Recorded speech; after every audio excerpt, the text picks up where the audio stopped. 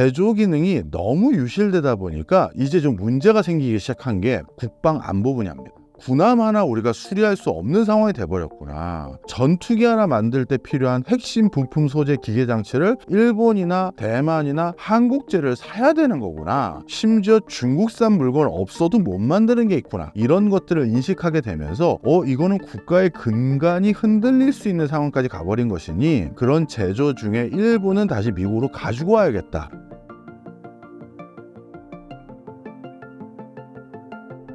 공화당의 규제 완화 및 감세 정책은 미국 경제에 어떤 영향을 줄 것으로 예상되시나요? 작은 정부를 확실히 지향하는 것 같습니다. 바이든 행정부 시절에는 그래도 양극화를 해결해가는 어떤 큰 가치 판단이 철학이 뭐냐면요. 지금 사회적으로 점점 취약계층이 늘어나고 있는 상황이니 이들에게 기회를 주기 위해서 인위적으로 정부가 시장에 개입해야 된다. 시장에 적극 나서야 된다는 인식을 갖게 됐던 것 같습니다. 그래서 바이든 행정부에서 추진했던 많은 것들은 공공일자리를 어떻게 더 지원할 수 있을지, 공공 부분에서 그들에게 어떻게 직접적인 지원을 더 늘릴 수 있을지 이런 것들을 고민을 많이 했고요. 그 과정에서 바이든 행정부의 철학을 계승한 해리스 후보의 공약 역시도 일부 부유층과 대기업에게 증세를 해서 거기서 세금을 더 거둔 다음에 그걸로 취약계층을 직접적으로 도와주는 일을 하겠다라는 거고요. 반대로 취약계층들에게는 감세를 해서 가처분 소득을 늘려주겠다라는 정책을 추구하려고 했습니다. 뿐만 아니라 이렇게 부유층과 대기업에게 추가적으로 증세를 해서 그걸 통해서 얻어들인 세원으로 공공일자리를 직접 제공해 줄 수 있는 여러 공공일자리 제공 프로젝트를 하겠다는 게 해리스의 전략이었습니다. 그런데 트럼프는 그거 지속 가능하지 않다라는 철학을 가지고 있는 사람이에요. 그렇게 공공에서 언제까지 그 사람들에게 일자리를 제공해 줄 수 있을 것 같냐. 오히려 이런 거는 언발의 오줌 누기다 이렇게 판단한 것 같습니다. 그래서 진정한 일자리가 더 많이 생기려고 하려면 그 부자들의 세금을 더 깎아주고 그 다음에 대기업의 세금을 더 깎아줘야 된다.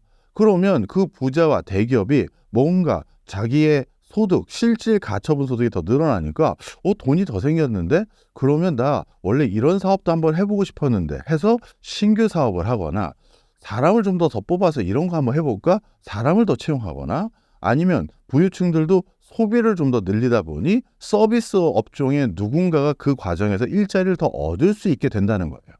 그게 지속 가능한 일자리가 되는 것이지 계속 정부가 일자리를 직접 챙겨준다는 건 한시적인 일이다라는 게 트럼프의 철학인 것 같습니다.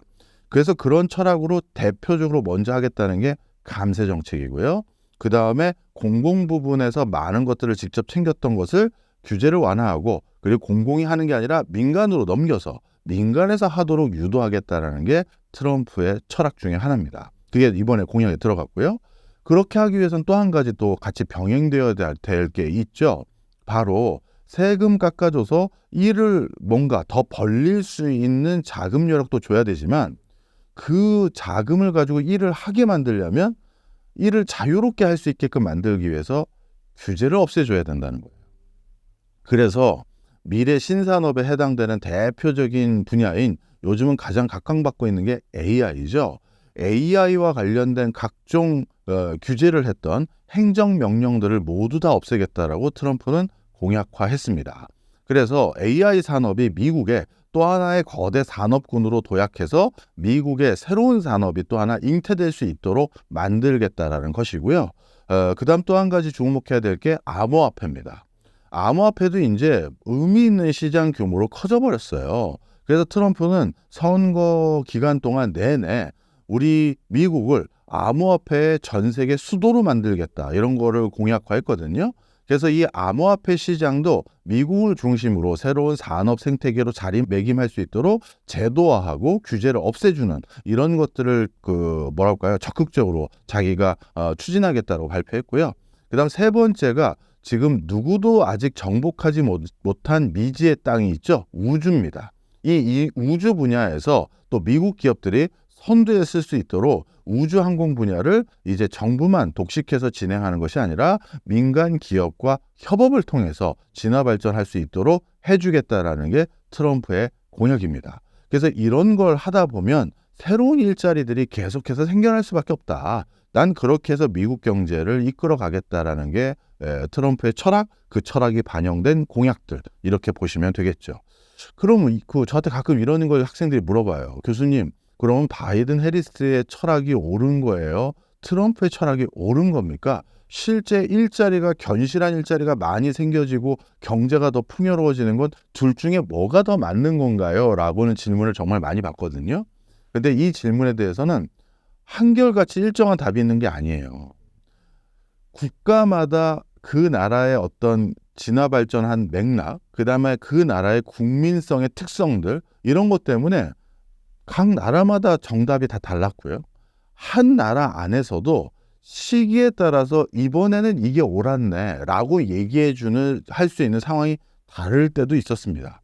그래서 이거는 하나만 계속 옳았다는 게 이론적으로 통계적으로 다 명명백백하게 확인이 됐다면 어느 정치가가 그걸 하지 다른 걸 하겠어요. 그죠? 그래서 이건 그때그때 답이 다르다. 트럼프가 옳았는지 틀렸는지는 지켜봐야죠. 전 세계의 돈이 미국으로 빨려 들어가고 있는 상황인데 트럼프의 정책을 통해 미국이 다시 한번 치고 나갈 수 있는 계기가 될까요? 그런 게 분명히 있습니다. 지금 많은 자금들이 미국으로 쏠려가는 이유 중에 첫 번째는 다른 여타 국가의 기업들이 이제 가장 크게 대부분의 국가가 마찬가지예요. 대부분의 국가의 기업들이 성과를 내려면 수출을 해야 되고 근데 그 수출의 대부분이 미국에 의존되거든요. 근데 지금 트럼프의 정책이 이런 식으로 계속 이반될 경우 미국에 수출하기가 녹록하지 않거든요. 그럼 여타 국가들의 증시에 상장되어 있는 그 기업들이 실질 성과가 낮아질 가능성이 있겠죠. 그럼 투자로서의 매력도가 떨어지는 거예요. 그래서 미국을 대상으로 교육하는 분위기가 어려워질 것 같으니 그러면 여기 신흥국 시장들, 여타 선진국 시장에 투자하기보다는 미국에 투자하는 게 낫겠네라는 분위기가 일부 있는 게 사실이에요. 그런데 실제 그럼 이렇게 흘러갔느냐라고 했었을 때 꼭 그런 거 아닙니다. 유럽과 일본 같은 경우는 이렇게 미국에 수출하기가 어려워질 것 같음에도 불구하고 증시가 푹 꺼지지 않았어요. 그 이유는 강달러가 예상됐기 때문입니다. 이렇게 미국에 수출하기가 어려워지면 다른 나라들이 달러를 벌어가기가 어려워지겠죠.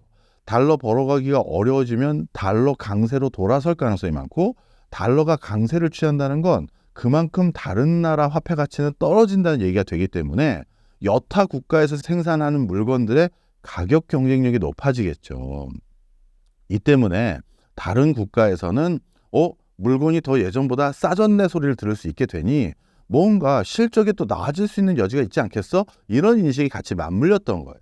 그러다 보니까 환율 효과로 인한 주가 상승, 그 다음에 반대로 트럼프 정권이 들어서면서 수출이 어려워질 것 같은 그런 과정에서의 어떻게 보면 주가에 대한 부정적인 인식 이런 게 혼재되면서 밑으로 떨어지지만 하진 않고 약간 오히려 우상향하는 게 하나 있었고요.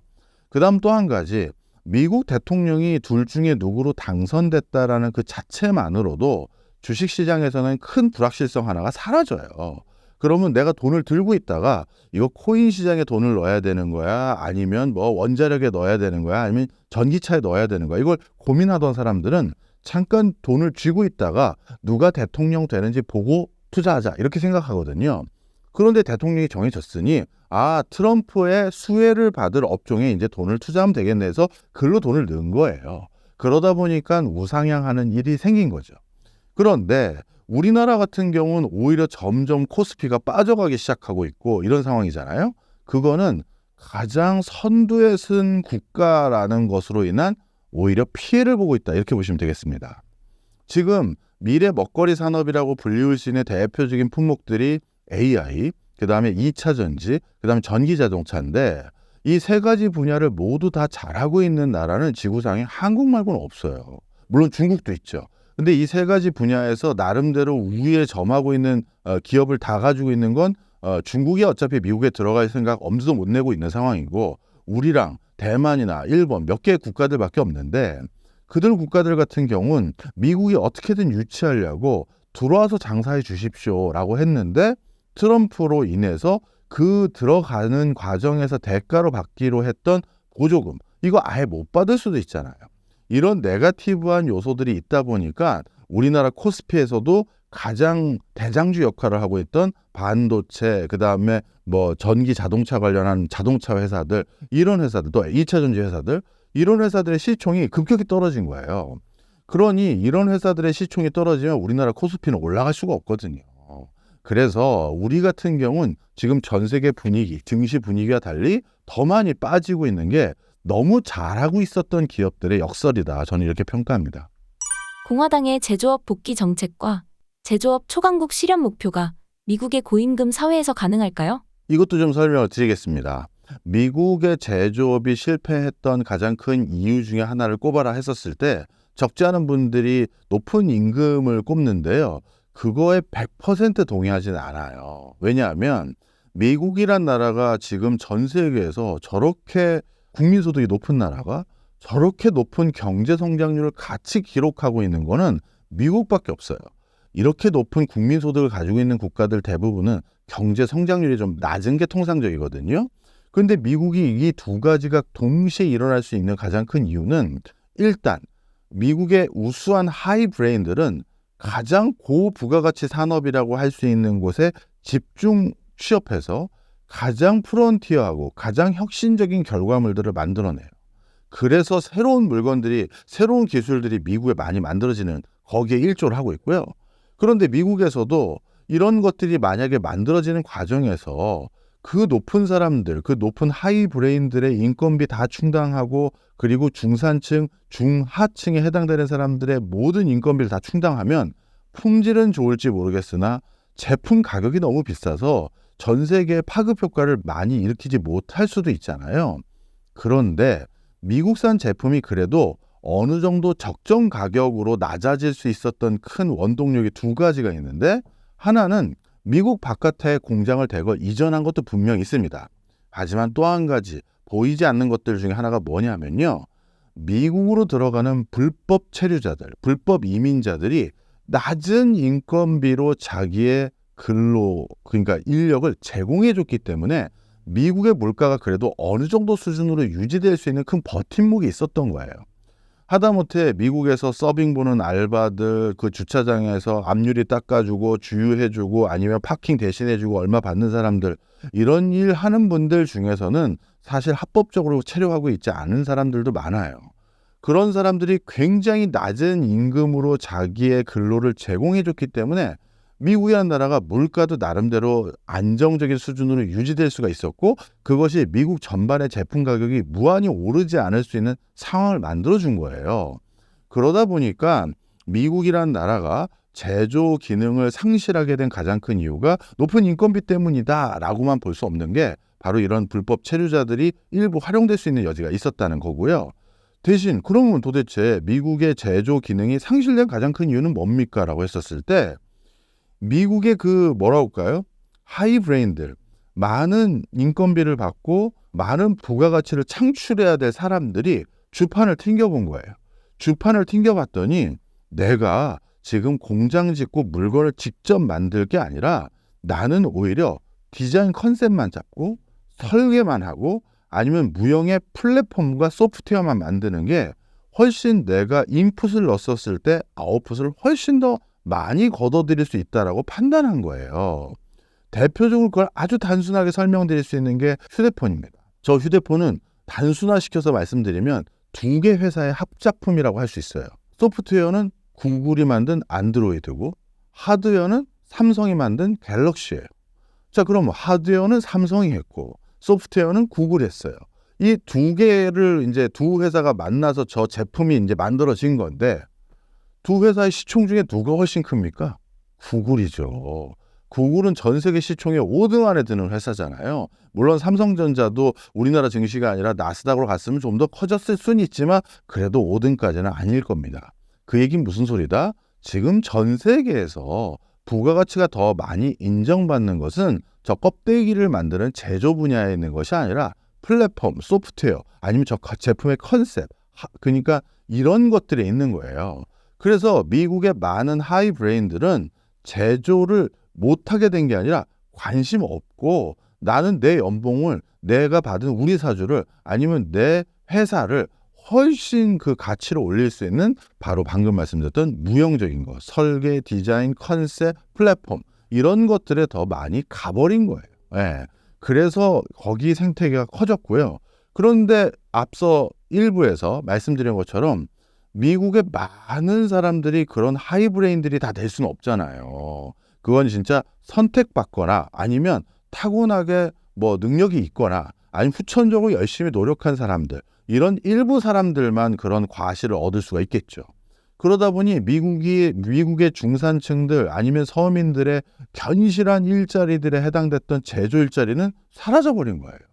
그러다 보니 이제 와서 양극화를 완화하기 위해서는 고등학교만 졸업하고도 공장에서 반복되는 일로 분명히 옛날에는 살아날 수 있었는데 나름대로 의미 있는 소득을 벌 수 있었는데 그러지 못하게 된 지금의 상황을 타개하기 위해서 제조 부분도 가져와야 된다는 게 일부 이렇게 들어가게 된 거고요. 그 다음 또 한 가지, 제조 기능이 너무 유실되다 보니까 이제 좀 문제가 생기기 시작한 게 국방 안보 분야입니다. 야, 군함 하나 우리가 수리할 수 없는 상황이 돼버렸구나. 전투기 하나 만들 때 필요한 핵심 부품 소재 기계 장치를 일본이나 대만이나 한국제를 사야 되는 거구나. 심지어 중국산 물건 없어도 못 만드는 게 있구나. 이런 것들을 인식하게 되면서 이거는 국가의 근간이 흔들릴 수 있는 상황까지 가버린 것이니 그런 제조 중에 일부는 다시 미국으로 가지고 와야겠다. 이렇게 생각한 것 같습니다. 공화당이 주장하는 에너지 해방 정책은 어떤 의미이며 에너지 산업에 어떤 변화를 가져올까요? 트럼프의 에너지 정책은 에너지를 어떻게 생산할지 묻지도 따지지도 않을 테니 더 많이 생산만 하라는 정책이다. 이렇게 보시면 되겠습니다. 그러다 보니까 석유, 석탄 이런 화석 연료를 기반으로라도 전기를 더 생산할 수 있는 설비를 만들겠다면 나는 차등을 주지 않겠다. 차별하지 않겠다라는 거예요. 그래서 무조건 더 생산하라는 의미인데 그 이유는 두 가지입니다. 에너지를 이렇게 마음껏 생산할 수 있게 해야 전기료 자체도 낮아질 수 있을 뿐만 아니라 미국에서 지금 주력으로 이끌어 가려고 하는 새로운 산업 생태계인 AI, 이 AI는 전기 잡아먹는 하마거든요. 이 AI에게 전기를 원활히 공급해 주려면 화석연료로 하는 건 안 됩니다. 뭐만 됩니다. 이렇게 가름말을 타서는 안 된다라고 생각하는 것 같아요. 그러다 보니까 모든 에너지원을 더 생산할 수 있도록 원자력 포함해서요. 그렇게 많은 에너지 생산을 할 수 있도록 열어주겠다는 것이고요.